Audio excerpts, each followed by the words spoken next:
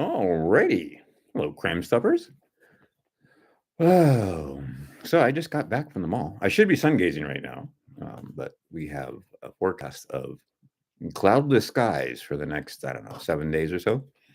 So I'm taking a break today. Plus, I went to the mall. Uh, what is it? It's Fashion Square Mall in Scottsdale, Arizona. Is busy AF today. And in all the mall, there was one guy with a Santa hat on, selling pretzels. There was one lady with a Santa hat on that I walked by, and me. That's it. The whole mall. Nobody else with a Santa hat. Even the elves that were helping Santa didn't have Santa hats. Anyway, uh, oh look, oh, little boy, you want to go down? This is my pal had jumped into my lap right when I was about to make a video. So, anyway, make up your own joke. So, the idea here is that plenty to talk about, especially when it comes to silver. It becomes very clear to me that most people no can do math. They can't do math. You guys can't do math. And see, what's happened is they rehypothecated. Thanks for the like. They rehypothecated a bunch of silver. So what they did is, see, they cast spells. They wrote on a piece of paper, "Oh, look, this is 1 ounce of silver. You can buy this 1 ounce of silver for $60." Um, this is a piece of paper. It's a silver piece of paper. Look, it's foil. Oh, yeah. It had delicious, delicious, crazy delicious chocolate in it. Anyway, that was way too expensive. There's like 3 of them in a box. Anyway, 1 ounce of silver on paper is not the same as 1 ounce of silver in your pocket. It's as simple as that. You want to go down, or you? Nope. You just want to sit here and get petted. Wait, I'll put it like this. Oops. There he is. Anyway, hey, you look over here. Look at the camera. Look over here. No, he won't do it. Okay. Anyhow, the idea is that we need to do some math, and I need to be not distracted by this kitty cat. But hey, uh, here's what I want to tell you.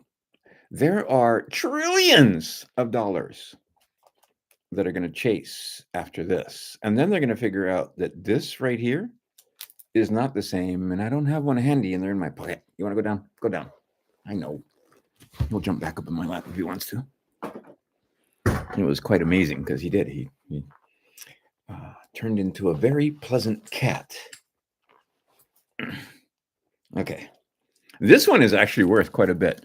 There was a guy, Haas, the guy that actually made these, handed me this at the Silver Summit in Idaho in like 2004, 2003. I don't know, somewhere around there. I can't remember. I went to several Silver Summits. But the point of it is, oh, wait, let me find a better piece of silver. It's funny. I was walking around the mall today talking to people. Everybody that sells jewelry, they know the price of silver.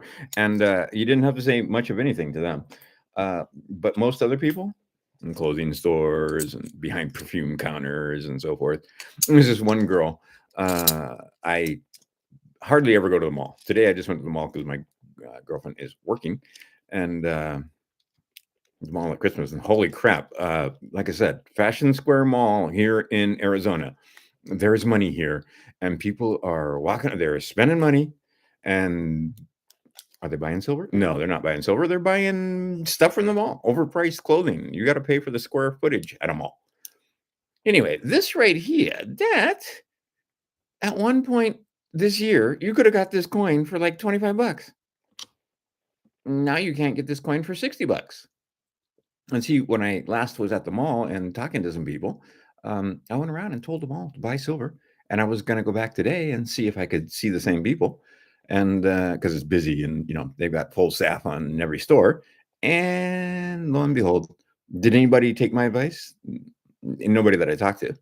Oh, also, I called silver shops. Everybody got silver. And they're all saying volume is usually it's slow, is what this one guy was saying, that usually his shop is slow in December. But this year it's actually pretty brisk, but it's buying and selling. He goes, it's about 50-50. I'm not going to say more buyers or sellers. I'm going to say about as many buyers as sellers.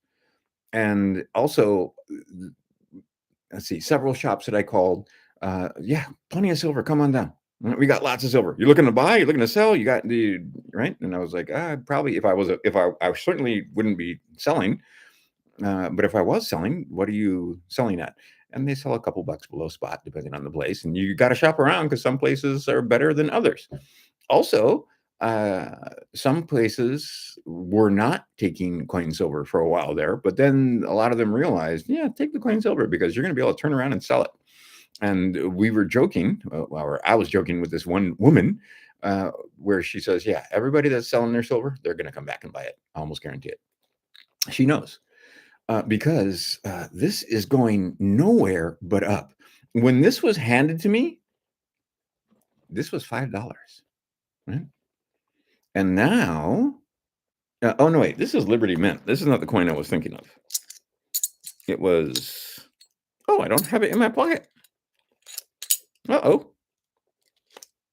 Is it there? No, it's not there either. The one I was talking about was the Liberty dollar. And it had I think it was valued at $10 or something. Yeah, this is just a nice silver coin. But oh, what happened to that one? It was in my pocket. And it's no longer in my pocket. Probably went someplace else. But here, the idea is you want to get these guys. And you're starting to figure out that one of these, there's going to be a time when you can go to the mall and trade this for a watch. And I am so sick and tired of listening to the pundits talk about the fact that, oh, you're going to use this for barter. No, you're going to actually pay for stuff. This is money. This is not money. And of course, this one isn't money, but if it looks more official, if it looks more like, I don't even have any in my pocket. And I don't even know what I would do with them. Anyway, I have a little, bundle of cash that I carry around. And when I say little bundle, I mean, less than $100, ones and tens and 20s and so forth. And I don't even know where it is. It was in my pocket, but it's not in my pocket now. I can feel it. But anyway, maybe I even have $1 though. I usually keep $1 at least folded up in my pocket. Try to keep one of these. There you go. I do. Okay. You see this? There was a time when this represented one of these. And you could trade one of these for one of these. You could go to any bank. You could go anywhere pretty much in United States.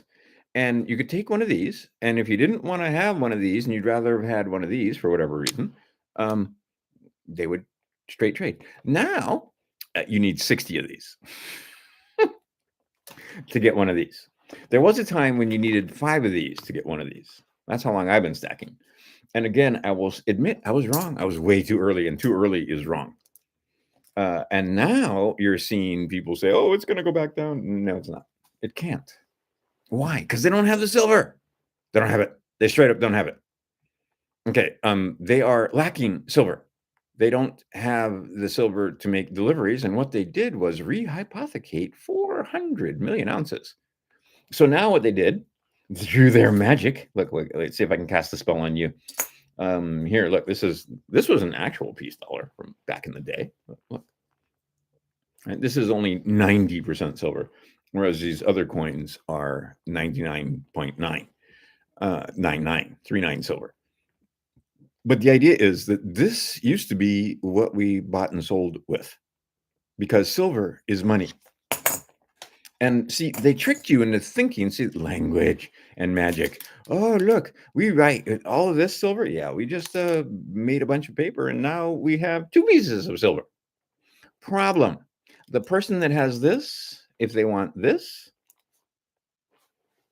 let's use a different one. This is my favorite because it's a Dogecoin. It's so coin. It's so much money. Have you seen these? These are great. Wow.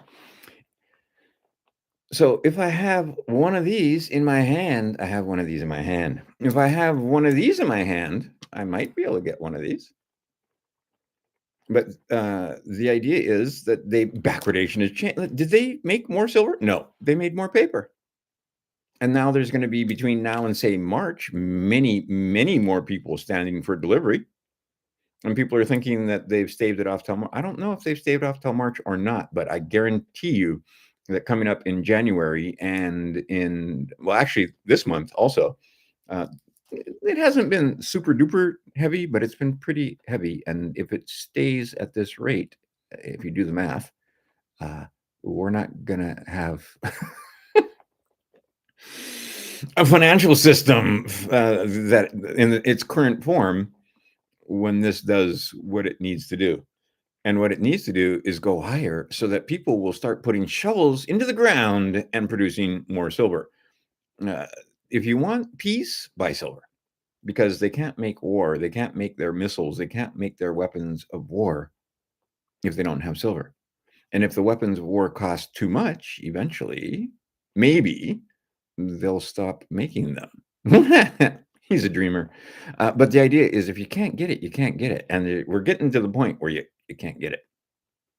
Like we're getting close. It's not a pipe dream. It's not years down the road. It's weeks and months down the road. Might even be days down the road. I'm hoping that they did stave it off until at least March. Because never discount the bankers. There's no reason for this to be under 60 right now, right? Except for the fact that they keep dumping paper silver into the market. And then we find out that they rehypothecated SLV. All the silver, 400 million ounces. If you have SLV, you have this. And this was supposed to be as good as this, just about. But now, there's a bunch of people that are thinking that they've got silver, and what they've got is this. And then I did a little show and tell, and I don't even have it anymore because I put it someplace else. Okay, we'll use this. And see, this isn't even enough. This is like 20. Okay, see, this is 20 sheets of paper. That would be bad enough if this was 20 sheets of paper and each one of these was supposed to be for, that's just 20. Now think about it. Multiply this by, oh, wait a minute. How far down is it? Let's see. I did number the pages. So, yep, it is. Oh, okay, it's not 20, it's 26 pages. All right. So think about it. You need 4 times this pile of paper to make 100. So how many times this pile of paper to make 358? Right? You need a pretty thick pile of paper. And they all have all kinds of cool symbols on them and it's this. Or maybe it's really looking cool like this. But what you want is this. Get it in your hands. Now, here's fun. I put this over here. Oops, where did they go? I have a couple of dimes. And see, I use dimes. There's one. I think you can see. This used to be a brilliant uncirculated dime. This is a brilliant uncirculated dime. Now, these are worth $4 now. They used to be worth like $1.50. And what I did, and soon they're going to be worth a lot more than that. But see, I want them. Shoot, I had it here. Yes, I did. There you go. I put these in a teapot and I put these in water. They used to look like this. See, because one of the traits of silver, it purifies water. So I put in water. Can you see? Oh, let's put them together. It's still pretty shiny. But can you see the difference in the shine? Because this has a layer of scale, and I think on this one you can even see the dirt. Yeah, you can see the dirt stuck to it. Or I don't even know if that's dirt. Looks like rust. Look, some kind of brown thing is stuck to the coin. Why? Because I put this in water jugs. I put this in boiling water. Why? Because silver purifies water. Okay, so 2 of these in the thing, and you can see it's all, look at them. They're all, right? Okay, that's just from sitting inside a teapot. And they don't, and the water has been triple filtered by the time it gets into that teapot. And the water is so shit here in Phoenix that it still does this to the coins. And if you could handle them in person, you'd see that you could literally take your fingernail and scrape some of that scale off. But you want pure silver. And this is only 90%, but you want pure silver for many more things than just collecting them and put them in your pocket. And, maybe in the future, you'll be able to buy stuff with this at its value. And you're going to see that a dime, and again, I'm so tired of the pundits saying, oh, you're going to use it for barter. You're not bartering. This is money. I mean, this is bullshit right here. You haven't paid for anything since I was fucking born, 1964. Right? Everybody use paper. And you can look up, I believe it's 18 USC 8. Shall we, let's look up 18 USC 8 together, shall we? And I'll read it to you. There's some ones that you should know, and this is one of them. So let's see here. Let's do 18 USC 8. You have a phone in your hand. You are connected to all knowledge. I don't even want to hear what Google has to say. And the only time I use Google is for stuff like this. Obligation or other security of the United States. I think I've gone over this before. Let's do it again, though, just in case you missed it. The term obligation or other security of the United States, and it's clickable. Oh, I could, but every time I try to share screen, it screws up. But let's try to share screen, and we will share that and share that. Did it share? I don't know if it shared. Let's see here. Go here, and lo and behold, it did share. Oh, look, and oops, let's go this way. Nope, let's go this way. Nope, let's go that way. Okay, there you go. Over there, you can see. Oh, and here's the other thing. I should be blind, right? I shouldn't be able to read this. I have not zoomed in. Look how fine that print is. How can I read it? And my night vision has gotten exponentially better. Anyway, the term obligation or other security of the United States includes all bonds, certificates of indebtedness. Wait a minute. Does it say all? Have you got a Chicago Manual of Style? So all bonds, and then that all applies to the next thing after the comma, all certificates of indebtedness, all national bank security, all Federal Reserve notes, all Federal, right? Reserve bank notes. This is an obligation or security of the United States right here in my hand. It says so right here. Let's see here. Let's keep going and we'll go to here. Do you see where it says bills? That says all bills. All bills, not some bills, all bills. So I asked them for a true bill in court. You think they'd give me one? They would not give me one. Anyway, all checks, because they're incompetent, or drafts for money drawn by or upon authorized officers of the United States, right? Drawn by or upon authorized officers of the United States. Are you an authorized officer? Well, I believe if you look at any check you've ever signed, and a lot of you now have never signed a check. I find that amazing. But you have that check line that says authorized representative. And you are, in fact, an officer or employee of the United States. The what do you call the sole proprietorship is considered to be a citizen of United States. You, the man or woman, had to apply. Oh, and here's a fun thing. You had to apply to become a U.S. citizen, is my point. And let's look up another one while we're here, since we're looking. Let's see here. Let's go to enter title. So I'm going to go with, how about 15 USC 17? We'll go with, 50. Oops, that says 17. How about 15 USC 17? Let's see what happens. Oh, look, I'm using technology. Oh, look, it's all the way over there. What's the first sentence say? The first sentence, forget the rest of it, just the first sentence. The labor of a human being is not a commodity. Being is not a commodity or article of commerce. So how are they taxing your labor if it's not an article or commodity of commerce? Oh, because you volunteer. And see, once again, agency. If I don't have the ability to take from you, and you don't have the ability to take from me without my permission, like you can't just come over and take this. That's called stealing. But if I say, "Oh yeah, come over and get this, and I'll give it to you," or maybe we had an agreement, or anyway, there has to be some kind of contract or agreement. You cannot just come and take. No one can just come and take without your consent or permission. So they have to rig it so that you think they have consent.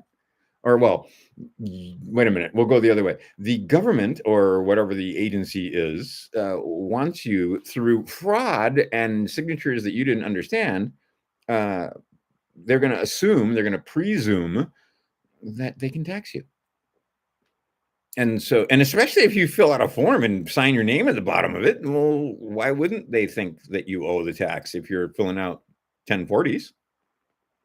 Now, here's the thing. If you filled out 1040s in the past, you better keep filling out 1040s, because if you don't keep filling out 1040s, you're going to have a bad time. Or you're going to need to tell them why you're no longer filling out the 1040. Because you moved, you woke up, you figured out, oh, wait a minute, I don't owe the tax. Anyway, what's it say? A silver cell build? What does that even mean? Sounds cool though. You're gonna make like a battery or something? Is that what you said? But yeah, you need these to the cat is being a cat over there. Anyhow, but you need silver, and you know what kind of silver you want to get? Ooh, get some maples. Can you get the maples? Do you see how much? Because the maples are not just 3.9; they're 4.9. Anyway, there is. Hi, who's that? Dude, you used to be able to zoom on this thing, and I can't zoom anymore. How come? Oh, there you go. Okay, now I can see. Crypto Cafe, 420. I love it. Let's see here. And wow, you guys got like number 2 and number 3. Does that make you a fan? I don't know. Anyhow, let's zoom back out again. Oh, my computer acting up. There you go. Oh, I see. Cool. From Facebook. Now I recognize you. Okay, so the point being, and see, I have to be really casual here on the YouTubes, because if I'm not super casual on the YouTubes, I could get my channel deleted. I can say a whole lot more. In fact, I'm going to make some videos on YouTube. I can't put them here. Excuse me, on Facebook. I can't put them here on YouTube. Because on Facebook, if you talk about certain things, they don't immediately flag and delete your video. Here, they do. And my computer is totally lagging, and I don't know why. And the other thing I need to do, as I never check, is to make sure that they didn't throttle down my mic. Because a lot of times I turn it up, and then as soon as I go live, it throttles down automatically. So let's turn this baby up all the way. Okay. Now we're happy. And for whatever reason, the fans are going off. And this computer hardly does that. Something's going on. I should probably quit and come back. Let's see here. Oh, that's why. Let's do this. I got too much shit on my desktop. This is one thing I found out with my Mac, is that if you have lots of junk on your, screenshots or whatever on your desktop, the machine acts up. It slows down. That's apparently well known among the Mac community. Okay, I was going to tell some stories because my sons. Here's a story. See these? These are reading glasses. Me, I don't need the reading glasses anymore because I'm supposed to be blind because I stare at the thing. And there's videos now on the tube or on Facebook that talks about me staring at the sun, and the fact that my night vision has improved, the fact that I don't need these anymore hardly for anything. And I think it's not just the sun gazing. I think it has something to do with this. Now, here's a clue. These are nicotine patches. I used to have this on auto ship. Discontinued, can't get it on auto ship anymore. Had this on auto ship, got one shipment, discontinued, can't get it anymore on auto ship, and I need to get other ones. Okay. This is, I can't stress enough. Like when I went to the mall, definitely armored up. This is a prophylactic on top of everything else. So it keeps you from getting the diseases that they'll shed on you, the muggles in large crowds at the mall, for example. And like I said, I feel bad for those people because I wanted to shout at them, buy silver. Quit buying this crap. And next year, you'll be able to buy twice as much crap, maybe even 10 times as much crap. Because if you would have bought silver last year, you could sell maybe a quarter of it and still have, like last December. Well, let's look at the price. Let's see if Google can tell me.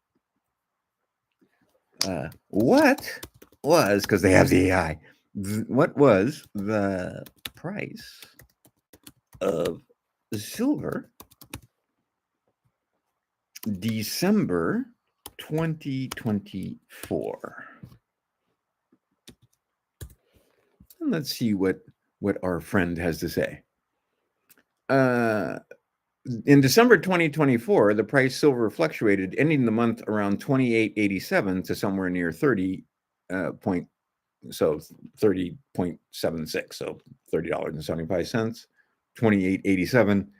And if you look at the charts, okay, so doubled since then. If you take 28, for sure it's doubled since then. Even if you take 30 though, because you walk into a coin shop, they're not selling you this for a spot. Simple as that. Okay, so, oh, and I still got this on, so I can kill that. Look at me using analogy. Okay, so my point in all this is get yourself some silver. I went Christmas shopping, but I never buy nothing. I just went to go look. And I can tell you that there's going to be a time when I walk into certain stores that are high-end stores. And I was in this one shop. They sell silver and silver chains and cool stuff, like, designs and pendants and skull rings and all kind of cool stuff. And everybody in there knew the price of silver. They all knew it was 58.80, and all right. And I told them, yeah, pretty soon this is going to be a super high-end store, just based on the stuff that you have now. In fact, you're hoping that a lot of people don't buy stuff for Christmas so that you don't wipe out your silver inventory at this price, because next year it's going to be more than 2 times, I think. In fact, it may be quite a bit more than 2 times. It may go 10 times from where it's at now. 10 times? That's crazy talk. That's $600. That ain't nothing. They don't have the silver. What part of they don't have silver is it that everybody's missing? And what part of trillions of dollars? Once again, if you take $1 trillion and divide it by 1 billion, it takes 1,000 billion to make 1 trillion. So if you have 1 billion ounces of this, or 1 billion ounces of whatever it is, divided into $1 trillion, and it turns into 1,000 each. Well, here's the thing. This already has some value, and it's going to be more than 1,000 when only one of those trillions tries to find its way into the silver market. And I've mentioned it before. I'll say it again. There are trillions of FRNs. There are trillions of these.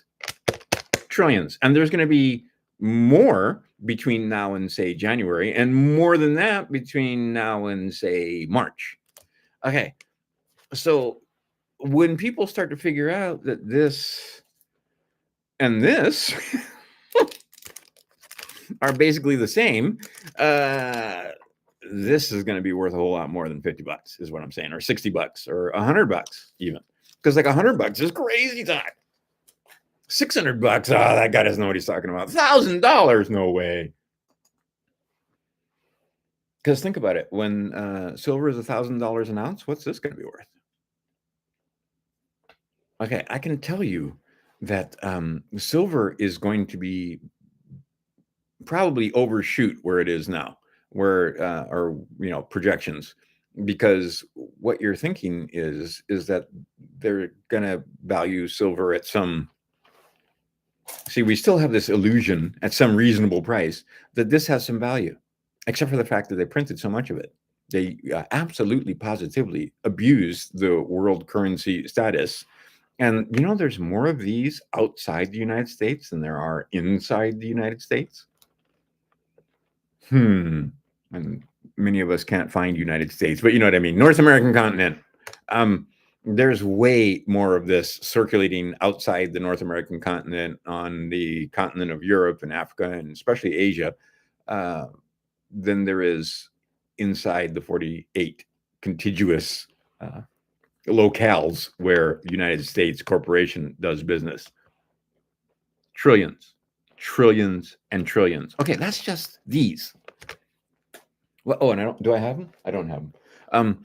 What about rubles? What about rupees? What about pounds sterling? What about euros? What about, there's trillions.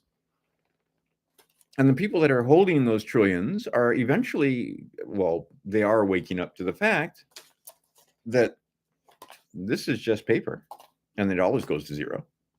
This, on the other hand, never goes to zero. Never, never has, never will. And there will become a time when people will take this, but they won't take this. We can't conceive of it, but it's coming. And there is always a time when this goes to zero.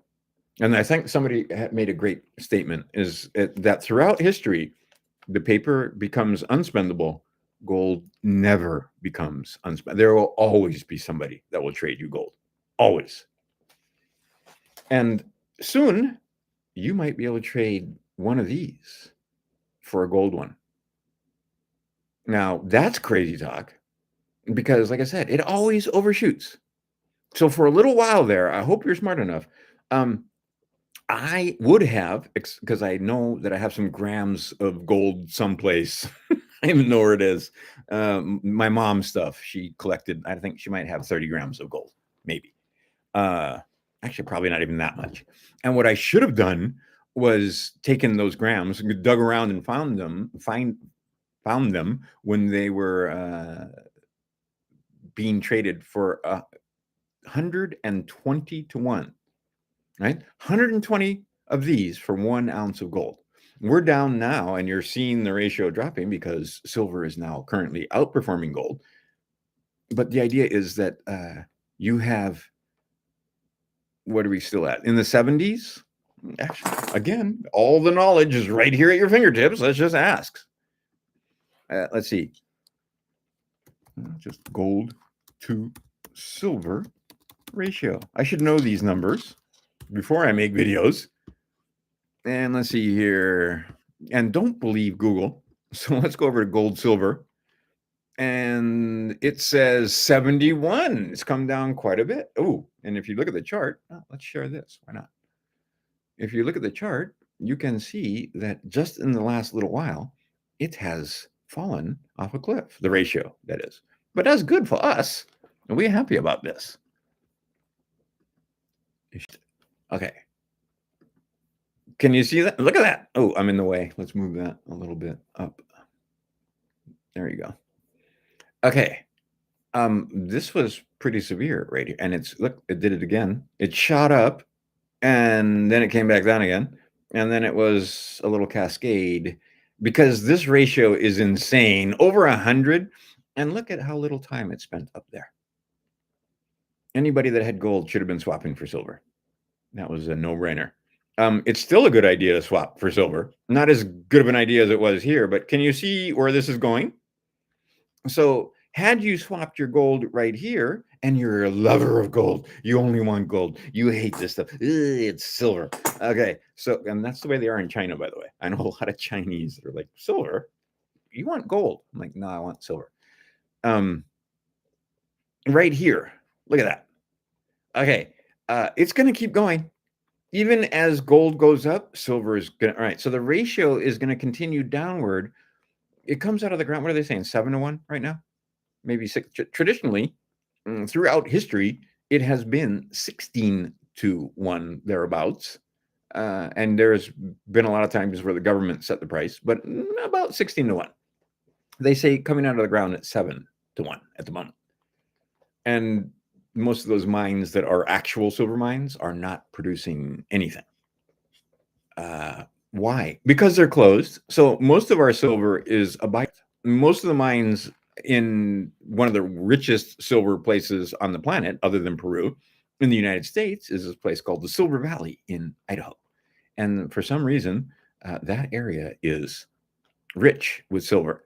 Okay, they're not mining. Those mines are not open because they couldn't pay everybody and they shuttered the mines. Okay, let's say this shoots to $600, January, March, something like that, because they finally failed to deliver. Everybody knows they're going to fail to deliver eventually.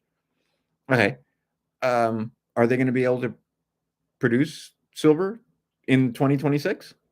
No. 27? No. 28? No. Maybe by 2030 they'll have some production going and they'll have converted what's in the ground to a form like this. But right now, no, because they got to get permits. You got to hire work. Right? You can't just get a guy off the street. Mining is actually a skilled labor. It's dangerous and a skilled labor. Here's a fun story. Up in Idaho, there was this guy and this vein was so rich that anyway, he got trapped in the mine. There was a collapse and he was breathing that dusty silver air to the point where he actually got, I can't remember what it's called, the gray field, his skin kind of sort of turned. But that guy says that since that day, he has never been sick with anything. Right? Everybody around him can have colds and flu, because it's cold and flu season, because we have this idea that when you drink lots of alcohol and sugar and it's cold and the bacteria have a chance that's cold and flu season, right? Or, viruses and so forth. Anyway, never been sick since that day with anything, like top shape. Skin's a little grayish blue, but not too bad.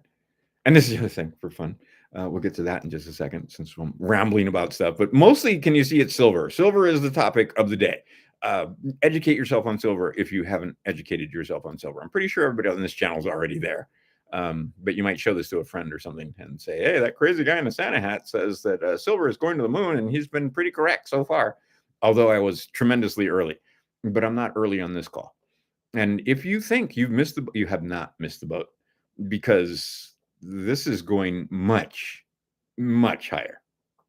Again, me was you. I would tell all your relatives and friends that you're going to the mall just like I did, but you're not buying anything. You're just going to look and, spread some Christmas cheer and look at all the humans going by. And this is the other thing. I'm in Scottsdale. Never had to look over my shoulder, never concerned, wasn't worried about a pickpocket, wasn't worried about any of that stuff, right? There was mall security, and there was actually a couple of uniformed police officer and one sheriff. I think something was going on at one end of the mall. But anyway, the idea is that you're safe still on American streets for the most part. You're safe in the malls, right? There's not roving gangs of anybody that you have to worry about because we've got a pretty good thing going here, actually. Well, you want to come up? Go ahead. You can. What? Let me tell you, this boy turned into the nicest boy when I started doing this. I give him a drop every once in a while. And it changed. And everybody I've talked to, including my sons, who are home from traveling now, they're on Maui. One boy spent 10 months in Southeast Asia. Many cool stories. And the other boy spent, I think, 6 months he spent there. 4-star and 5-star passport. Coming back, the boy enjoyed almost privilege, you'd call it, traveling around Southeast Asia with a 4-star passport and with his brother with a 5-star passport for sure. Holy crap. But when he came back to Fortress America, that 4-star passport, they searched his shit. They did all kinds of stuff at customs, right? His brother just walks on through because he's got 5 stars. And the difference between 4 stars and 5 stars is a big difference. Just saying. Anyhow, both of those boys are around cats, and both of those boys gave their cats just one drop every once in a while. Right? Don't give it to them every day. That's like overkill. Because I know women that were doing 1 drop twice a day because they were trying 5 drops twice a day, and it was too much. They were having a bad time and bitching me out for not warning them. Because normally you don't herx using this. So that one woman had to be terribly toxic. And we can talk about the body area network, but I'll get in trouble. I'll get kicked off the internets.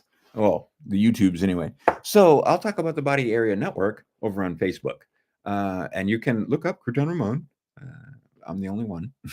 And I'll probably do it under the Crouton Ramon channel. And I might do Manly P Hall, but it'll probably be Crouton Ramon, and I can get into it a little bit more about what's going on. What they want is for you not to need to have a cell phone or any kind of device. You are the network. You send and receive, because this is piezoelectric, and it powers. And I'm talking about this thing, the vessel powers their technology. Their technology runs off your electric energy, electromagnetic spectrum. I don't know how to describe it perfectly, but the idea is that they have built devices, nanotech, right? So your mask isn't helping you. You can't see it with the naked eye. It's nanotechnology, and it's in you, and it's self-assembling, and it responds apparently to 5G. Uh, and it's not conspiracy theory. There's plenty of documentation. But anyway, I'm not going to talk too much about that because you get in trouble. Because how did they get the nanotechnology into you? Well, a lot of people did it to themselves, you know. But if they can't do it that way, they'll rain it down on you. That's crazy conspiracy theory. They'll put it in your food. That's crazy conspiracy theory. Okay, another thing at the mall today. I'm here in Arizona. This is Phoenix. And this was Scottsdale. This was the Fashion Place Mall or whatever it's called. Huge, huge mall. You can walk around. Just walking around, you can spend lots of time. Never mind even going into the stores. But you walk into the stores. I mean, they've got everything there. But I did notice that some of the stores that were there last time I was there are not there. It's boarded up. But see, this mall's smart. They don't board it up and make it look empty. They put cool display and signs and so forth. So you kind of wouldn't notice that there's a lot of stores missing. But still, there's a lot of stores open, and the place was packed. Okay, so people watching, all kinds of people there. Not too many Muslims, very few hijabs. Of course, there's, you know, a lot of, what do you call them? American Negroes, and a lot of white girls with American Negroes. And when I'm talking white, it was great because there's this one couple, good looking woman, lily white though. I mean, I'm talking white, because I've noticed most white girls are not white. Have you noticed that? They're not this color. They're this color, or a little, with features, or a little lighter, or gold, or tan, but they're not white. Okay, this girl was white, and her boyfriend was black, like he darker than Bob, darker than me, not quite this black, but close. That really dark skin, and pushing a carriage, and that baby was bronze, was golden colored.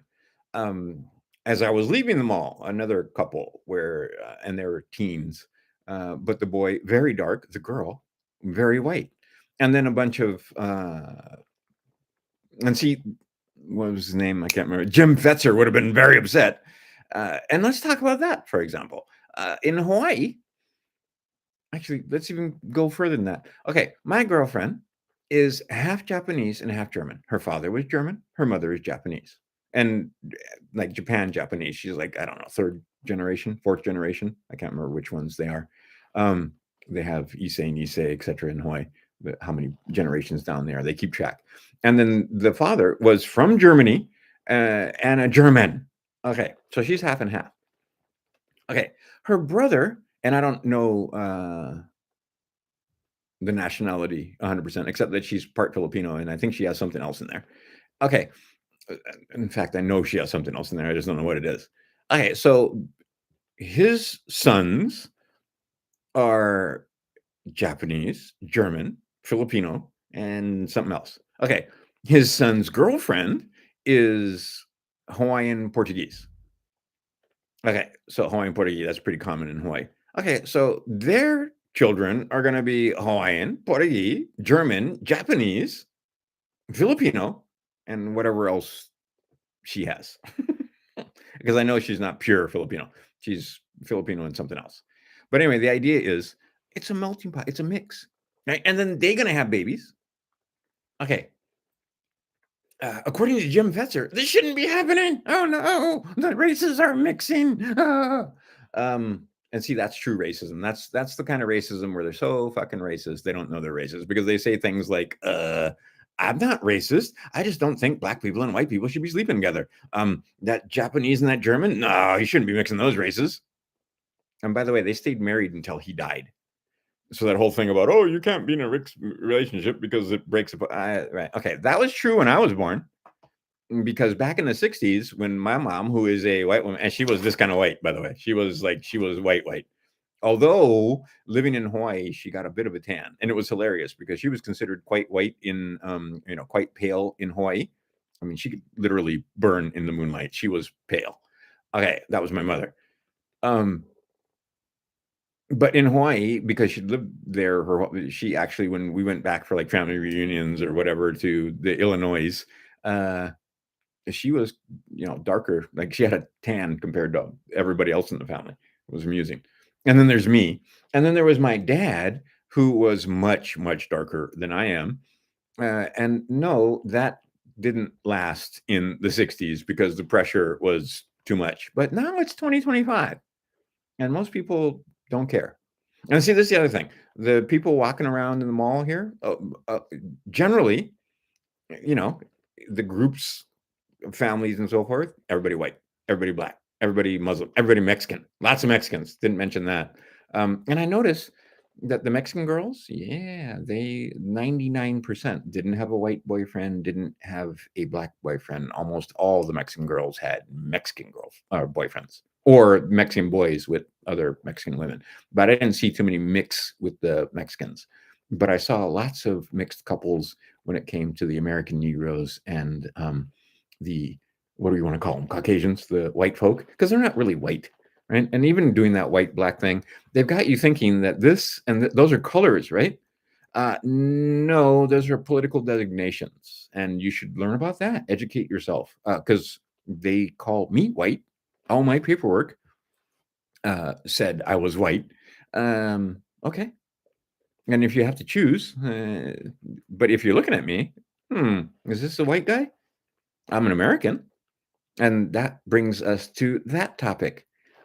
Many of you forgot that we are Americans first, and then whatever it is, right? So American, uh, American Democrat, American Republican, right? American Jew.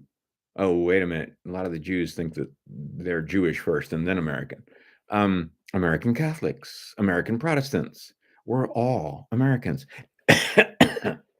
And if you want to become a U.S. citizen, you must apply. So that's where I was going earlier before I cut myself off. Pardon me. The idea is that when Hawaii became a state, there are all kinds of documents, and a friend of mine is looking it up and posting it on Facebook. It conferred no nationality when Hawaii became a state. The Hawaiians living in Hawaii did not become, oops, can't do it, automatically Americans, excuse me, U.S. citizens. They had to apply. You had to apply, right? You had to sign documents. Your mother did it for you, right? And on that document, she informed on you and pledged you to United States corporation banks. And most of you were unaware of the fact.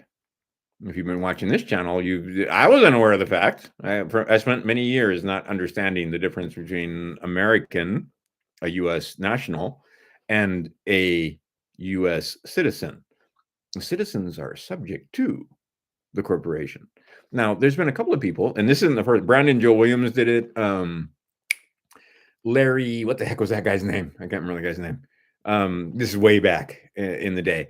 But anyway, they went searching for United States in DC. You can't find it. There's no patch of ground. There's no place that you can step on that says that that's United States, even though they got the obelisks there. And try to understand the Washington Monument. When did they build the Washington Monument? And they call it the Washington Monument. Who was amazing, but what they were doing is staking their territory, because in 1871. This nation has been enslaved ever since. Who are we enslaved to? Well, the guys that are indebting us with this. And this is going away because many people have figured out that this right here is the system of enslavement. And I, because of an artist and some friends of mine, everything about this bill is magic. They're spelling. They put all kinds of fun symbology on it and words and symbols and so forth to make you think that this piece of paper was worth one of these, was the same as one of these. And now a lot of people are figuring out that this and this piece of paper are not same.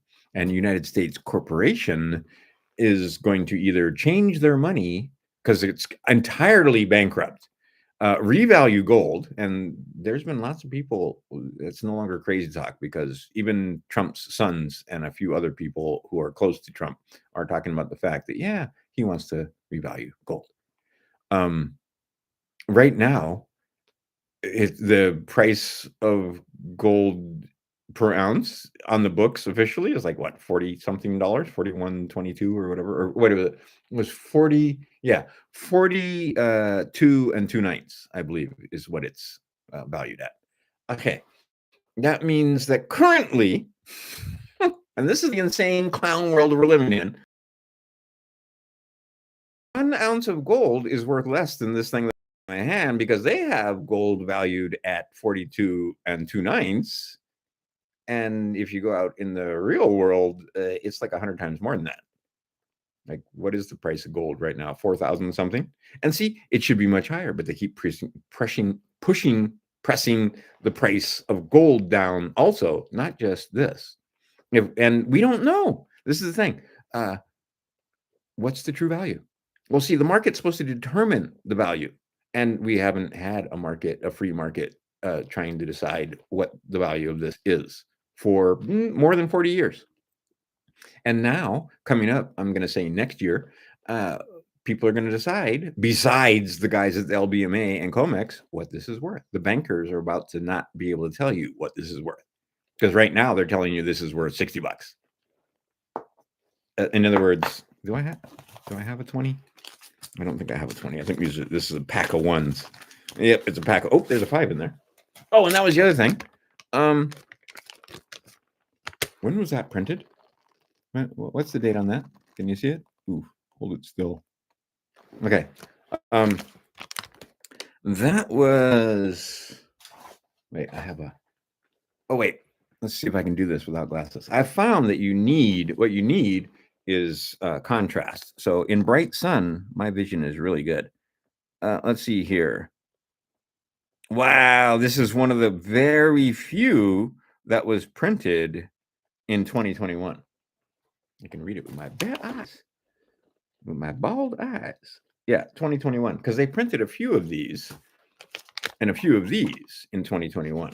And then for the most part, though, you guys were noticing that, hey, they're all printed in 2017. You can't find new bills because they didn't make new bills because they're getting rid of these. And they've been planning it for years, and now it's coming to fruition. See, for us, we can barely plan a vacation. But for them, a 10-year plan, 20-year plan, 50-year plan, 100-year plan, 200-year plan is how they operate.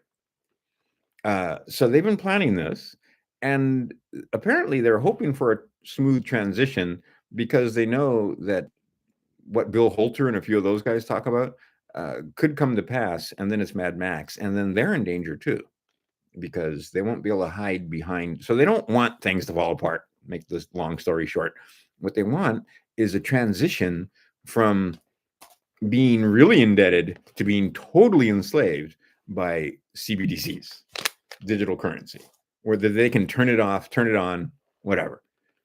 Now let's. Oh wow, people are commenting over here. Let's see here. Yep, 72 shipping containers. That's a good statistic. And notice the number, 72. Anyway, but yeah, they print insane amounts of money every single day. And when they print more money, every dollar that they print makes these worth less until they're finally worthless. What else we got over here?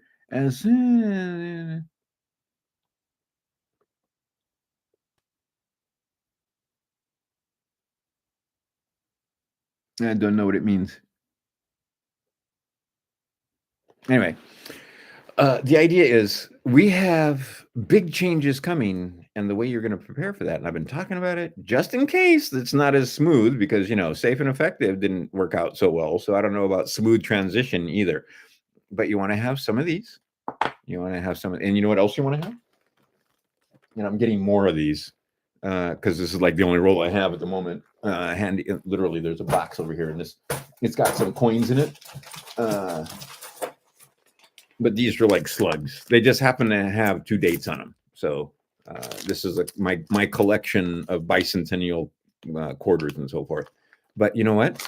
The bicentennial quarter is not worth as much. I don't have a silver quarter handy, but that silver quarter, do you see how much they're worth? Do you understand now that when you go to the swap meet with silver or the farmer's market, you will be paying, you're not going to be bartering, you're going to actually give them silver, which is money, and they're going to give you goods.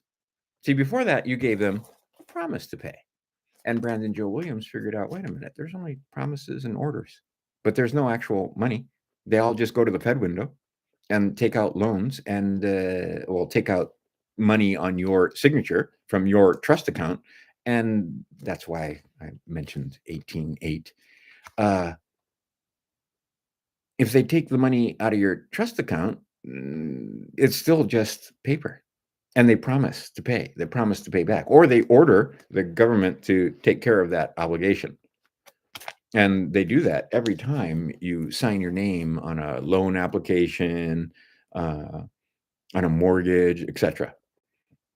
So there is a methodology for infinite money if you know how to sign your name. And a few other things, because just signing your name isn't going to cut it. But I've seen now in court, and I've watched a couple of court cases, and one of those court cases was great because it was filmed when nobody knew he wasn't supposed to be filming. You know the deal, because everybody is out of the courtroom. Like every time I was in court, I was the only one in the room, except for lawyers and other people. But I mean, there was no peanut gallery except for the guys that I brought with me, because I was last, because they weren't sure what was going to come out of my mouth, and they didn't want the muggles hearing it and getting confused. Okay, so the idea though is that in that courtroom, also those signatures are taken to the Fed. But anyway, the video that I was watching, the surreptitious video, basically, I'll paraphrase it and I'm going to ruin it. But basically, what the guy did, because none of them are on your side, you have to get it to the point where the judge has to rule. But the only way you can force the judge to rule in your favor is if you know your statutes and right? Okay. So what the one guy was saying is that, are you trying to tell me that you guys don't have access to the Fed window? And the judge actually, he cracked a smile. So are you saying that you can't take that paper and negotiate it? And they basically stood silent, right? Okay, because they all have access to the Fed window. Okay, it's the cat's out of the bag. So what he said is, take this to the Fed window. It's got my social security number on it, and cancel this debt, right? Discharge the debt.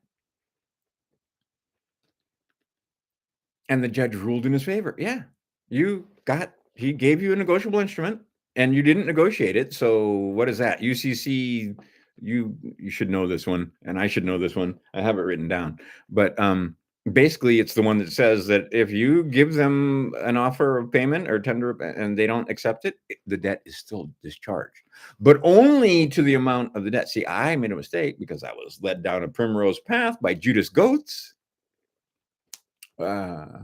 Shoot, I can't remember all their names, and I don't want to just single one out, but one name that comes to mind is Felicia Beverly. But the idea is that you cannot, if your bill is $1,000, you can only discharge $1,000. You can't give them $2,000 and expect change. But you can discharge the $1,000 if you know what the fuck you're doing. Brandon Joe Williams has proved this. Monsa has proved this. Name them. Way back in the day, Patrick Vine, a few others, and some of his, how should we say, alkaloids, figured out that, we do in fact have a trust account. Uh, doesn't matter what some of these Judas goats try to tell you. There is, in fact, an account. It is numbered. It may not be the Social Security number, but there is an account that was made, and there were bonds that were written and assigned CUSIP numbers when you were born. I've looked mine up. They exist. You can no longer look them up because you used to be able to use the GMEI utility, but you'll notice that that's gone because too many of us were looking up our bonds. And I found out that they had traded billions on my name and social security number. See, there's a ton of sole proprietorships with Ben and Rogers in all caps. There's many of them in every state. There's 3 of them in Wacoa. I was one of them. And then there was my son. And then there was another guy. So 3 guys named Ben Rogers. Okay, so that's why you want the middle initials and other stuff to differentiate from the others. But if you just use first and last, like Crouton Ramon is great because it's unique. And I happen to own the copyright on that. They hate it when you copyright your name. And then because it's their name.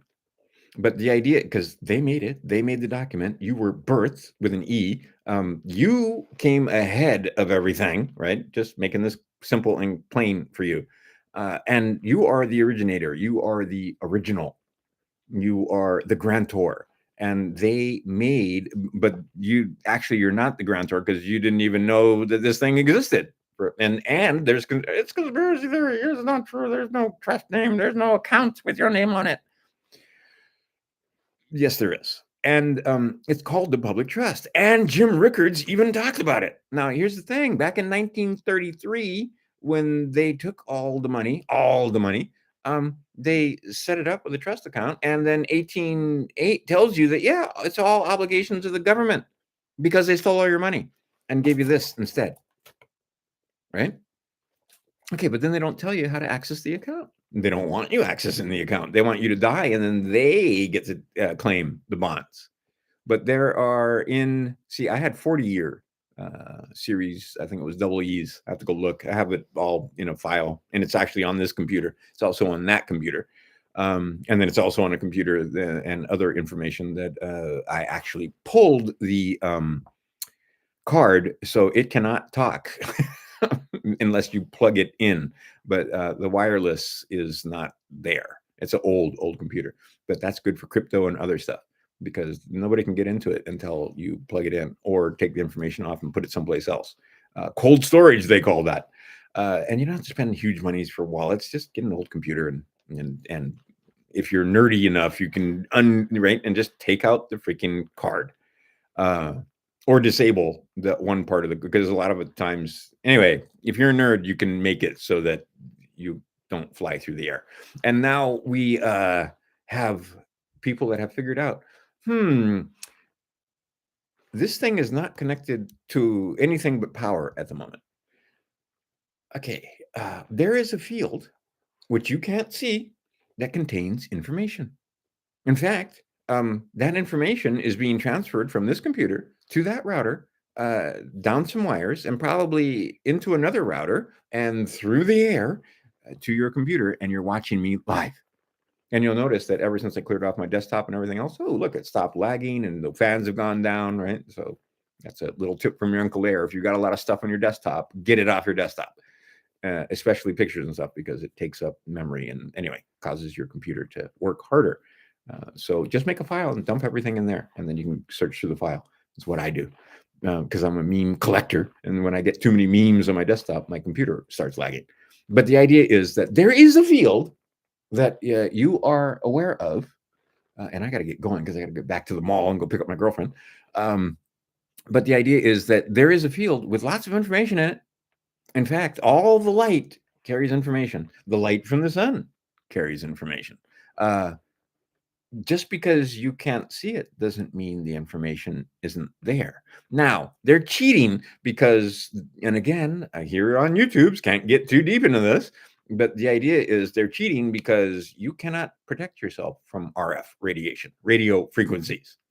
There are wavelengths that interact with your person that you're completely unaware of. And if you have certain technology in you, that is communicating with that field. Now, you're always in the field, But this is a field that they made. Now, we're talking about this. There was a time when there was no cable and it was pretty much all broadcast, right? Antennas and towers. But there was a time where for about 6 hours, sometimes 7 hours, where the transmitters got turned off from TV because they played the national anthem. Why did they play the national anthem? Because we were so programmed that if you heard the national anthem and you were like asleep, dozing in front of your TV, it would make you stand up and then you realize, oh, it's time to go to sleep and turn off the TV and go to bed because it'd be shooting static, just white noise. Same thing with radio stations. There was a time when radio stations also were not 24 hours. So in any given city in the United States, there was about a 6-hour period where you were back to the way it used to be, with no signal floating through the air. Now it's all the time, everywhere. There's a 5G tower nearby, right? Within sight distance of where I am right now. Okay, that 5G tower, if you have a certain technology installed, can talk to you and you don't know it's talking to you because you are in the field and you are a receiver and a sender. This is not crazy talk. And there is a woman who was making videos here on YouTube that, of course, she got kicked off. And now I think you can find her on Rumble and Odyssey, that tries to make it clear that and gives you data and tells you where to look and do more research for yourself and look up the patents and all kind of stuff. They are full on into this, and you are part of the body area network. It originally came from the military, making it so that if they stripped you naked, they could still find you because you were emitting a signal. Then they did it to all of us. But can you see where that would be beneficial to the military if their guys get captured and knowing where they are? Or let's say the enemy tells you that, oh, no, we don't have any prisoners. And then, but your equipment can pick up, oh, yes, there's living prisoners and there they are. And then you can go get them. Okay.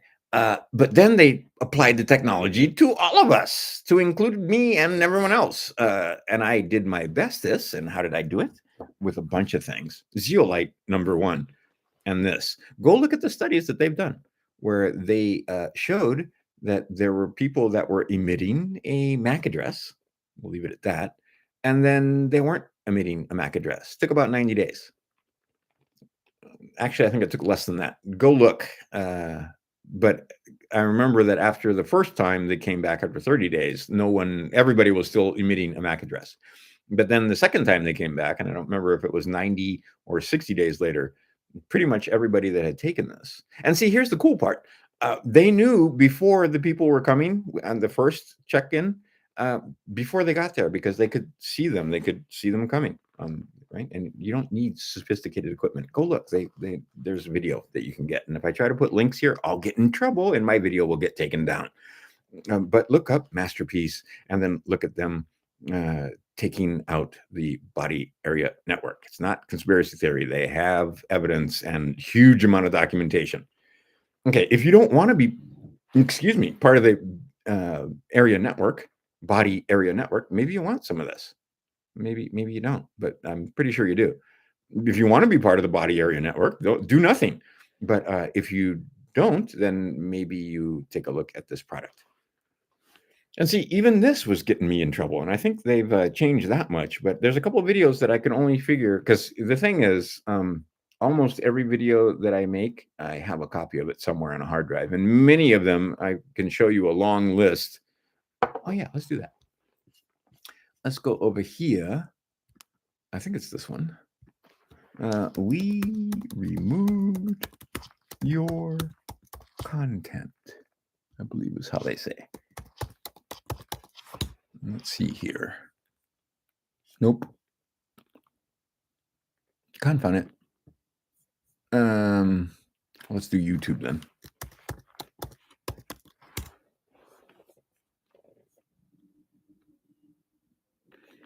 Am I not in the right place? There's the now live on your channel, but I don't see the ones that are removed. Yeah, okay, fine. I can't find them. I'll have to go make another video with that on there. But anyway, it's a long list, the whole page of videos that have been removed here on the YouTubes because I'm dangerous and you don't want to hear all the medical misinformation and blah, blah, blah, blah, blah. Because again, we figured out so many uploads. It's just AI. And then AI flags it and takes it down. And then if you protest or something, you can get a review. Now, here's the thing on Facebook, 2 times they took videos down, and 2 times I threatened to sue them. And I cited using AI and a bunch of other things, how it is that I absolutely knew that if we went to court, they would lose. And lo and behold, my videos got restored. No such luck on YouTube. YouTube just, what are you going to do about it? Sue us. Go ahead. Because in the contract, me just using this basically acquiesces to their censorship. Anyway, and see, I can't talk too much about this other than the fact that it's a clue that not once but twice now, the products that I order, I can't get anymore. How come? Might be a clue. And see if I talk too much about that in the body area network, oh, then it's all kind of problems. So anyway, this is just all allegedly and some guy talking on the internet. But the point is that they are breaking the rules, and who are you going to complain to? And when I talk about breaking the rules, I'm talking about the larger rules, not the ones on paper written by men. They're not supposed to attack you where you can't opt out. This is supposed to be free will prime material plane where you have free will. And what they're doing is messing with your free will. And a lot of times people are starting to figure out, wait a minute, some of the can't talk about it. Frick, anything I say is going to get me in trouble. But anyway, some people that have changed. Why did they change? They changed in the last 5 years. What did they do so that their families noticed the change? You know what I'm talking about. Okay, the idea is that you weren't supposed to be subjected to stuff that you can't defend against. See, even then, they gave you the option, right? They basically said, and see, this is how they clear their karma. I have a poison apple. This apple, it's poison. Would you like to buy this poison apple? Or wait a minute, I'll give you this poison apple for free, and you can eat this poison apple. It's poison. And 70% went, in Hawaii, 21 for 22. Oh, a delicious apple. Well, turns out that delicious apple wasn't so delicious. And now it's on you because they told you it was a poison apple and you ate it anyway. That's the way they look at it. Okay, so now you have to mitigate the effects of the poison apple. And again, that'll be over on Facebook, not here on YouTube's. Okay, I think I talked about pretty much everything I wanted to talk about. I want to tell stories. I'm going to make a video just telling stories about the guy that gave me this and more. Because this was a gift, and that's why I keep them. They don't look so cool, but I like it. Look like total nerd boy with these on. And it's, now see, they really hurt my eyes. But anyhow, used to be that I needed those to read fine print. Now I need those only for like super duper fine print like that. Can I read that with the naked eye? Out in the sun, I might be able to make it out. And I can read all the bold, like all these captions or the title cases. And I stare at the sun for an hour a day. Don't do that though, because if you stare at the sun, you'll go blind. It won't heal your organs or anything, and it won't make it so that your night vision's better. None of that. You'll just go blind. I have a friend who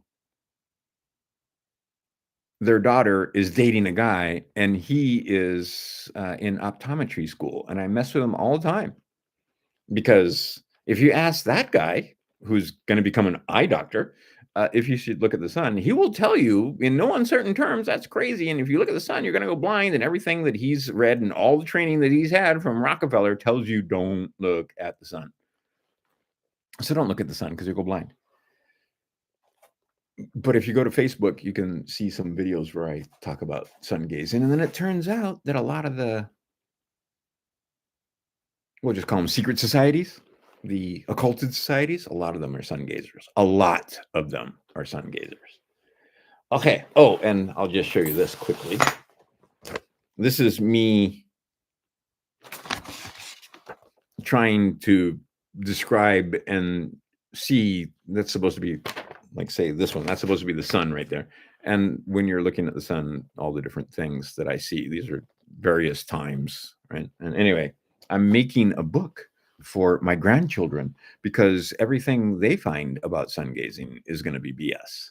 But I'm telling you, uh, don't go look at the sun in the middle of the day, but near sunrise and sunset, find out about that. And it is absolutely a technology. Let's put it that way. And I have several friends now that are taking a look. And here's the other thing I noticed as I walk around the mall. Every once in a while, I play the game. How old do you think I am? Just looking at me, how old do you think I am? And one guy was like, I don't know, 38, 42. 42 is the normal number I get. But lately, because of the sun gazing and a few other things I've been doing, apparently I look a little younger because last couple of times people have been saying 38. And I'm like, 30. Look at me. Do I look 38? I do not look 38. I don't look 38 to me because I know what I looked like when I was 38, and I didn't look like this, and wrinkles and bad teeth and what do they call these marionette lines and all that stuff. If I look 38, then there's some pretty haggard looking 38-year-olds out there. But the idea is nobody picks 61. Nobody picks 50s usually. Most of the time, like, they're amazed, right? Today, a couple of places, 16, right? I didn't get reverse carded because, like, a lot of people, like, straight up won't believe me. But they were surprised. Let's put it this way. This guy's like, actually, I thought I was pretty good at guessing people's ages. And turns out not, because he guessed like 45. Anyhow, the idea is sun gazing and then find out about living waters and drink that, and you will pretty much be healed. And see, the Rockefellers don't want you knowing that you don't need their medicine, and that what the Rockefellers did over time to absolutely make it so that any of the herbalists, any of the midwives, any of those were all discredited. And what did they do? They gave you these other guys and told you that that was the way to go, and this other stuff was alternative. The other stuff's been around for centuries, and more than that. Plants have been here forever, as long as we have. But they don't want you using second density. The second density absolutely here to help you, by the way. But they don't want you using any of the second density. What they want you to do is turn to their pharmakia. And the pharmakia can be dangerous because what they are. Okay, so Asclepius. And here's the other thing. Many of you need to go take a look at your doctor, whoever he is, and just ask him, can I see the oath that you took? Because they all took the Hippocratic Oath. Not all of them are the same, just like some people say the Lord's Prayer one way or another, but it's basically the Lord's Prayer. Well, it's the same thing with the Hippocratic Oath. Most of those are pretty much the same. Who is the oath to? What was the oath to? Who's the oath to again? Oh, yeah, Apollo. Anyhow, take a look at that and then understand that perhaps if you knew the story of Asclepius and you know a couple of the other stories that go around Hippocrates and so forth, they're thinking that a little bit of poison is good for you and that it'll cure you. And that's why all the pharmacies, you need a licensed pharmacy, and the doctor has to have a license to practice medicine because otherwise it would be illegal. And you go to your licensed pharmacy with your script, and they give you something in pill form, or maybe they give you a bottle or a tincture or whatever. Usually it's a pill. And you take that and it's supposed to cure you because a little poison can heal. But most people don't take their poison for just a little while to jumpstart their system or take care of whatever it is. They take it forever because they don't want you cured. And that's finally dumped into the consciousness.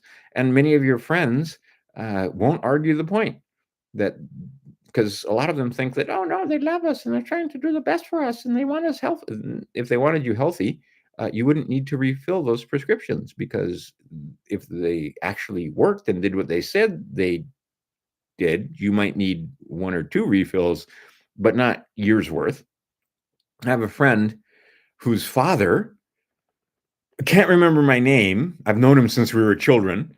Walk into their bathroom, you can barely see, and they're wealthy. They have like a double vanity with like it's big. It's a big bathroom, and the man's well, his wife is gone now.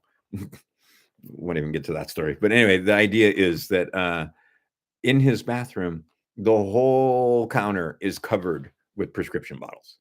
Like I walked in there to use the bath, and I was just like, "What the?" Right? And I was like, "You're taking?" And he goes, "Yeah." Almost all of those bottles was a live prescription. Like he wasn't like just saving old bottles. Some people don't throw stuff away. No, those were all current prescriptions. And I mean, it was a lot. I didn't count them, but it was more than a few. And big bottles with big time, little ones, all kind of pill bottles, and the prescriptions, the safety, right? Just tons of them. And I'm thinking, man, that much toxin. But he would need to detox all of that. But it doesn't matter. He's old. But they don't seem to understand that the reason why he doesn't remember my name, like he vaguely remembered me. Like he saw me because not a lot of his friends, his son's friends look like me. So he remembered me, but he couldn't remember my name. He couldn't remember much else. And when I was talking to him, I realized that yeah, he's not there anymore. Uh, Probably all of that toxin didn't help. And see, this is the other thing. This thing right here, he crossed the blood-brain barrier because this is nanotechnology here. Also, this is nano milled zeolite down to like 300 nanometers. So the idea is that this crosses the blood-brain barrier. Anywhere fluid can get in your body, this can get in your body. And see, I've been doing some detoxing. I went detoxing too fast and I actually got sick. But I have noticed, because back in the day, I used to use all those nasty deodorants and Menin and speed sticks and so forth. And now it's coming back out. And I haven't used that stuff for decades, like probably not since around the 2000s. So what are we looking at? 20 years?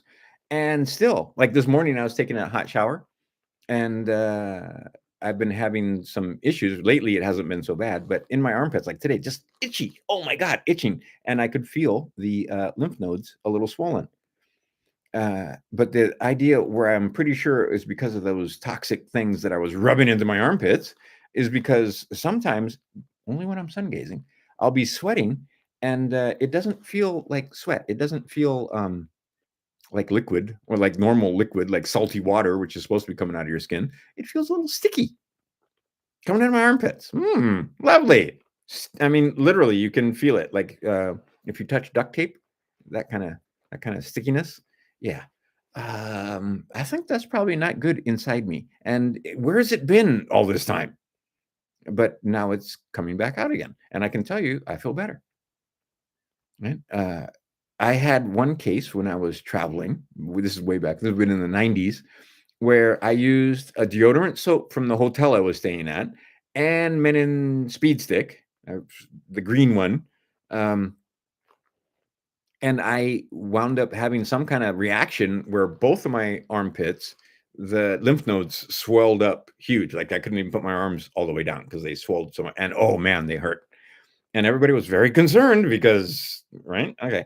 And it did eventually taper off and go down. And what did I do? I was in Idaho at the time, so I couldn't get into the ocean. And as soon as I did get home from Idaho, I jumped in the ocean, because the ocean is a great detox if the water's clean. But what I did in Idaho is I just laid in icy cold rivers for a little bit there. And lo and behold. Okay. Oh, this is the other thing. Here in Phoenix, the temperature has dropped to the point where the pool is a cold plunge. It's now under 60 degrees, and you can do your research on the benefits of cold plunging. I am the worst pansy for cold.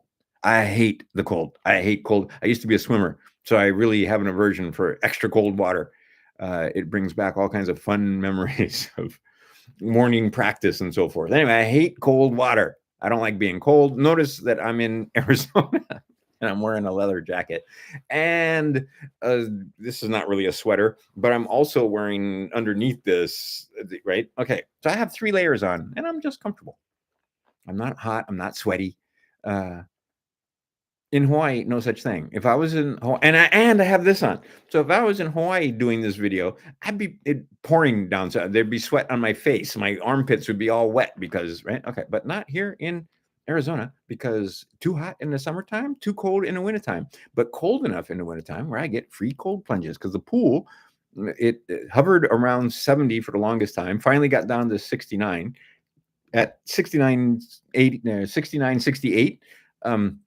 That starts to be a pretty good cold plunge, but you get better benefits when it's colder and you don't have to spend as much time. 12 minutes a week is good. And I absolutely, my sons, a couple of my clients, a couple of my students, they're all going, you got a cold plunge, man. I mean, quit being a pussy. Go cold plunge. Okay. So finally I got to it and lo and behold, yes. I highly recommend cold plunging. If you have the opportunity, do it. Okay, I am out the door because I got to go back to the mall, pick up the girlfriend, and I also got to cook some foods. But the idea is alive and well. The point of this video, if you don't watch the whole thing, or if you're one of those people that skip, and then you just kind of watch the end to see what's going on here, and this is a shorter one, and I'm going to make some videos of, well, for Crouton Ramon's House of Math, where I'm critiquing myself teaching math. Those are going to be, I think, worthwhile.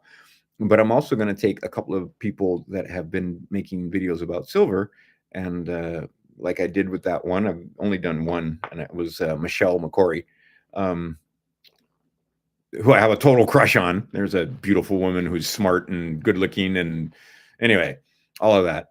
Macquarie, Australia, Macquarie. Anyway, is there a banking family? Is there a bank? Is there a Macquarie Bank? I don't know. But I made one video like that where I made comments and stopped and so forth. She was talking with Andy Scheckman. And see, Andy, I know Andy knows. I know Andy, but see, he can't say because if he says, he'll sound crazy. Because $100 silver is like, everybody's oh, that's crazy talk, $100. This is going way past 100. And we all know it. Why? Because they don't have the silver. And they've got so many claims for every one of these. They just, everything they've done has made matters worse. They didn't suddenly come up with a new silver supply. They came up with a new bunch of paper.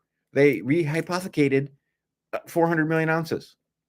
And then one of the things that I heard that I was like, that's insanity. The Chinese were leasing silver to the LBMA, and then the LBMA was filling orders that were standing for delivery in China. And they were filling it with physical silver because those are standing for delivery orders with China that they borrowed. With silver that they borrowed from China. Okay. Try to understand. Everybody is running out of silver, and it won't be long before the people that were telling you, oh, we don't want these coins. Yeah, they're going to want them. And you're going to be able to call your price. Because there's going to be a time, I see this clearly, where whatever sales happen, because right now, like say you're in a neighborhood and you sell a house. Okay, whatever that house sells for, pretty much all the other houses in the neighborhood then more or less are going to be based on the sales price of that one house.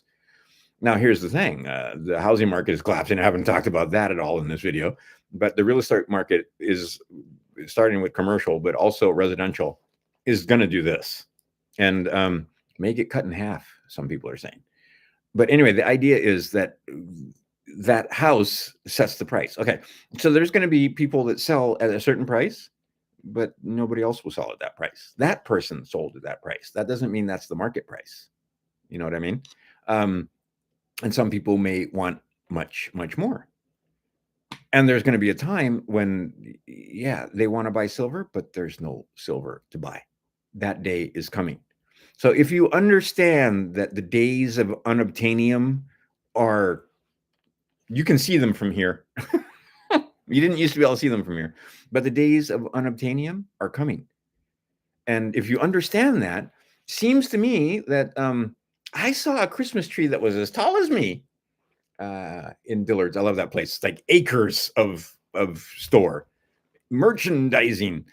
But anyway, that tree was my height and it was $499. I would not buy a $499 Christmas tree. I would take that $499 and get silver instead. I would not buy that piece of plastic toy, right? And I was in them. And this is the other thing. That mall has some cool stuff. Cartier, Montblanc, they love it. I'm walking in there looking like this, right? And they pay me no mind. It's great. But literally, I'm twice as wealthy as I was last year. Anyway, the idea though is that you go into these places, and are you going to buy a pen for $1,000? I would buy some silver instead. Are you going to buy a 37,000? I was looking at a watch, $37,500. Beautiful watch. I'd rather have the silver. And then next year or the year after, I'll be able to buy 10 of those watches with the same money that I had turned into silver. Maybe more. Because I'm telling you, silver is going to 600 and more. Oh, wait, I have this just to, right? And you guys can all call me crazy and silly. I'll be right back because it's right there. And I'll keep talking, but it's bad form, I know, to get off camera, but still. These are home videos. But the idea is, it won't be long. Oh, here they are. Before I can bust these open.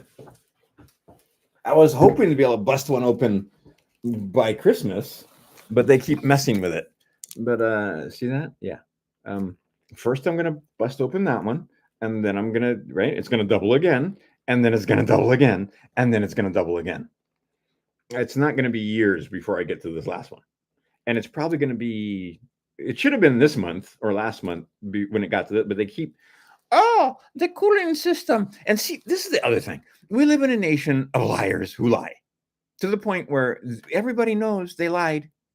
Everybody knows that there was no problem with the gold. They just shut it down because the silver price was about to explode, and they had to get rid of all those contracts. And what we find now is that they settled those contracts for like $1.77 over spot, 177.5 over spot, and got those people to roll over the contracts, or they forced cash settlement. Why did they force cash settlement? Well, because they don't have any of this. They couldn't settle in this because they don't have any of this. So now they rehypothecated, and that's not going to do it either. They need many, many ounces that they don't have, because every time you turn around, they're making pieces of paper like this and trying to sell them for the same amount as this. And it's getting to the point where people are like, I don't want the paper, I want the silver. I don't want a contract, I want the silver. I can't build batteries. I can't build solar panels. I can't make whatever it is with paper. I need this. So give me this, because I paid for this, and you're the dumbass that sold it to me for $60 or $40 or whatever it is. I'm standing for delivery. Okay, that day is not far away when the guys come with their pieces of paper and they say, sorry, we'll give you cash. We'll give you a premium even, but you can't have silver because we don't have any. Let's see what happens when that happens, because then we're going to have what's called price discovery. And clearly the bankers don't want price discovery. Okay, I'm done for today. Except I'm going to make videos over, like I said, I can make videos where I can speak more freely on the Facebooks, but make fun of me. But this video right here, yeah, you're going to see me crack these bottles. And it's just Martinelli's. I don't drink anymore or any less. And that's another thing. Cut the alcohol out and cut the sugar out, and I think you'll find that it's not flu season after all. But it's very difficult to do, because even I myself have been subjected to delicious, delicious treats like the chocolate that this was in. Oh man. Anyway, that's white sugar or some kind of sugar, whatever that was delicious. But cookies and candies and all that kind of stuff is just part of the season. So moderation, and then learn how to mitigate by taking lots of vitamin C, and magnesium is the one you're going to need. And then iodine too, but magnesium. Soak yourself in some Dr. Teal's or whatever it is that for your bath. That will help. and then actually supplement with magnesium. And I think you'll find that the sugar doesn't have as bad of an effect on you. But the other day, I ate so much sugar that I woke up in the morning hungover from sugar. No alcohol, just sugar. I can tell the difference now because I've cleaned my body up. And for the most part, I'm not eating much processed food. If you look in the refrigerator here, it's food, right? It's if it's in a jar, then it's like pickles or olives or artichokes, but it's not, right. That's it. That's been preserved. Um, Without nasty preservatives either. Also, there's lots of ways that our ancestors were preserving food without all the crazy chemicals that we use now. But anyway, get rid of that stuff, and I think you'll find that some of the gray and so forth starts to go away. People are sure that if I'm 61, that I must color my hair, right? No, but let's go with this side. I think, yeah, you can see just a little bit under there. There's some gray, right? Just at the temples. But the idea that my generation, we not can color our hair because we're not allowed. Right? Movie stars, actors, and so forth, but actual men, we don't get to use hair color. Women use hair color, not men. But the idea that you can mitigate much of what's coming for Saturnella with magnesium because it's impossible. I mean, even I've been turning stuff down, but still, every once in a while, I was like, I look pretty good. I think I'll have one of those, and cookies and this is the other thing. If a woman makes whatever treats it is, cookies or whatever, don't insult her when she offers you whatever it is. Just eat it. The only time I won't is if I eat one and I bit into this cookie and there's that unmistakable sucralose taste. And I was like, okay, I'm not finishing that cookie and I don't want any more. Um, because it just right. And there's even ice creams like that now. I'm so sad when I got some ice cream and it leaves that aftertaste in your mouth. Why not sugar, cream, honey, or what? But right, vanilla and some chocolate. I have been able to get some cream here. Oh, whipped cream, heavy whipping cream, and you put it in the blender with some chocolate and some honey and some vanilla. Oh, very, very delicious. And it makes a mousse, and then you throw that into the freezer and let it free, and then you get ice cream. What is it? It's cold cream, right? You don't all those other ingredients. I don't know why you would even put those in your mouth. But anyway, the idea is that Christmas is coming, and the sugar is more than half the problem. So if you just keep the sugar intake to a minimum, uh, eat real food, you probably won't get sick. And here's the thing, most people have compromised their immune systems, and I can't talk about that. See, I'm dancing all around even just talking about this because I'm on the YouTubes. So anyway, go see me over if you want, babbling about other stuff over on the Facebooks, and I'll see you there. But that's Crouton Ramon. Just look up Crouton. I'm the only one on Facebook. I'm the only one. There's only one Crouton Ramon. 100 Monkey, I like the 100 Monkey because the 100 Monkey effect has been kicking in. Have you noticed how many people have been looking into Brandon Joel Williams and other people like that when it comes to 5-star passports? Find out about 5-star passports. I'm going to make videos, and I'm going to try and make a video, or at least I'm going to record the video and then upload it here with my boys talking about their experiences traveling using that 5-star passport. But I can tell you already that it makes a huge difference because I have had the blue lights behind me and been written hundreds of dollars for the tickets because I was a dumbass and everything was expired. And I wasn't doing it on purpose. I didn't realize that all my stickers were expired and that my license was expired on top of everything else. And so the cop was like, holy fuck, you hit the jackpot. And wrote the tickets and told me you probably shouldn't be driving on the road like this because I'll let you drive home, but if I see you driving around, I'm right. Okay. My youngest boy, on the other hand, same thing, except he didn't care. He was driving a car that didn't, and he did right. Okay, he knew and the cop took his 5-star passport card. He didn't even hand. He didn't hand him a passport book. He just handed him a little piece of plastic. went back to his car and he said I wasn't sitting there. He said it was fast, like 30 seconds. I don't think it was 30 seconds, but I think it was more like 2 minutes. Like the guy got on, put the thing into his computer, got back out of the car, handed him his and couldn't get out of there fast enough.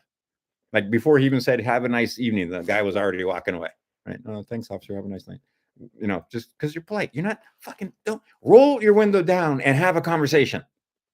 The guy is administering your property for you because you registered it and you got a license. So if you understand that, then you would just be cooperative. If you don't have a 5-star passport, being a dork is not going to help. However, and I'm not doing it for free anymore because I found that the information that I was giving out for free on this channel is behind paywalls with everybody else. And they were getting, I won't say they were being testy with me, but there should be a barrier to entry because as my one son has figured out, not everybody should have this knowledge because actually it's more responsibility. It's not a get out of jail free card.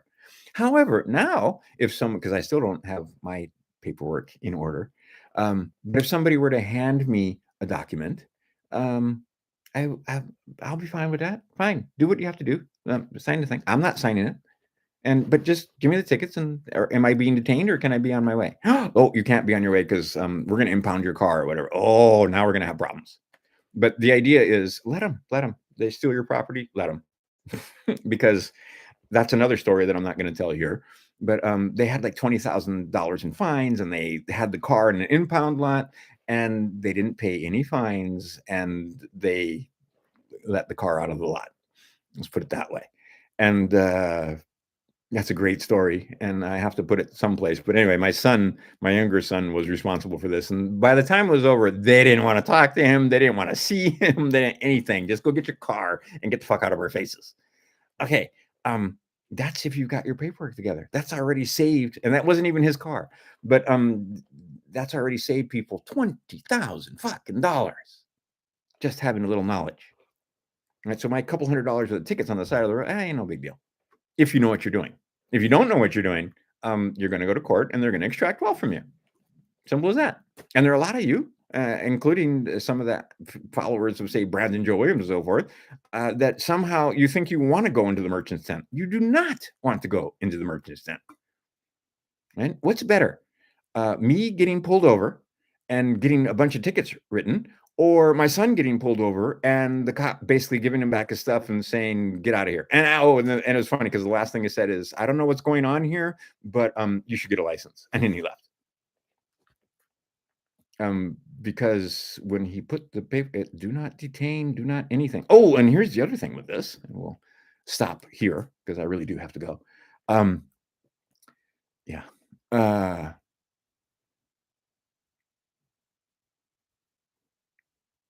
His mail is priority. Let's put it that way. See, again, got to self-censor, trying to think what words can I say that aren't going to get me in trouble. But the idea is that he has noticed that when he sends green cards and other mail, they come back with some interesting stamps. I should put it up. I should take a screenshot of that and put it here someplace. But you'll see that it's got an interesting stamp on it. It doesn't have the regular stamp that you would think that you would get on the card because he has a 5-star passport. And there are many, he's still figuring out all the ins and outs of that. And that's your first step, right? Get the 5-star passport. Okay. Then you got to figure out trust and trust law. Then you can have children that aren't born into slavery. And then you'll have sons and daughters, not children. Right? My grandchildren, I'm the last slave. I'm the last one. My sons were born into slavery and they got out. And the only reason why they were born into slavery is because their mother's a dumbass and she's the one that signed the documents, the birth certificates. I would not sign, but that doesn't mean I'm not their father. That means that I'm not an informant on a document. But then they're trying to say that then I don't have any legal. Oh, really? Their blood is my blood. That is higher than any piece of paper, but that's a whole other thing. But the idea is find out about 5-star passports. I'm going to have a page soon. And there's going to be information that you aren't going to get for free because, as both of my sons have figured out, there's a lot of people that shouldn't have this knowledge. And you know what will keep them the barrier to entry? $1. Just ask Bad Wolf. Right? Just $1. Okay, so some of the information, like I said, is behind paywalls, and on this channel, it's free. But you'll have to dig through a whole bunch of videos and listen to me blab about all kind of stuff before you finally get to that information. But I can tell you that there are processes that absolutely do work, and they have because there is UCC and there is law that they all have, right. There's law and then there's statute. They obey the law. They also obey their statutes. Sometimes they'll break their statutes, right? Like we had some judges tell us that they didn't have to obey the canons because those were suggestions. Put it in paper, even. I have a friend named Jeff on Maui that I'm trying to get those documents from because literally they said, yeah, those, I mean, it was great, just like Pirates of the Caribbean, more like guidelines. Those are not like hard and fast because they're in violation of the canons. But anyway, the idea is that once you get this information, you have a responsibility. You are telling them that you can stand on your square, and I've talked about that forever, right? That you will cause no harm. You will not disturb the peace. You will cause no loss, and you will not have mischief in your contracts. And this is both sides. So they can't have mischief in their contracts either, and there's plenty of mischief in their contracts. In fact, they never gave you full disclosure, and certainly you aren't having equity. And see, this is the thing: equity will not aid a volunteer. But this whole thing about spending a ton of money on learning about equity, no, you don't need to do that. What you need to do is do some research, read maxims, and apply maxims, and then apply knowledge of the process that it took you to get the 5-star passport, and you will see that, oh yeah, you have. And true story, when he was in China, several I guess you'd call them bosses, or I don't know, managers or higher ups came and talked to my boy and said, are you carrying, do you have a weapon on you at the moment? And he was like, no, I do not have, because they know, outside of our borders, that piece of paper, that document, that passport with the 5 stars on it means that you can carry. Period. And you're not carrying a firearm, you're carrying an arm. And there's a difference. Okay, I said I was going to go. I got to go because she's going to be mad if I get there late. So I will talk to you guys soon. Be looking on Facebook. I'm making more. It's Saturday. It should be interesting tomorrow night what happens in the futures market with silver again. Fun to watch them push it down because you can see where they're pushing it down. Did they create more of this? Is there suddenly more supply of this? Or did they just do this? They just did this. So all they did was dig the hole deeper because apparently the freaking bankers can't figure out that they think, okay, there are certain laws that apply to all of us. One of the laws, or one of the when you get in the hole, quit digging. These guys, they're in the hole and they're just digging like crazy. Let them, and then we'll bury them with this. All right. And be prepared because the transition may not be as smooth as they like.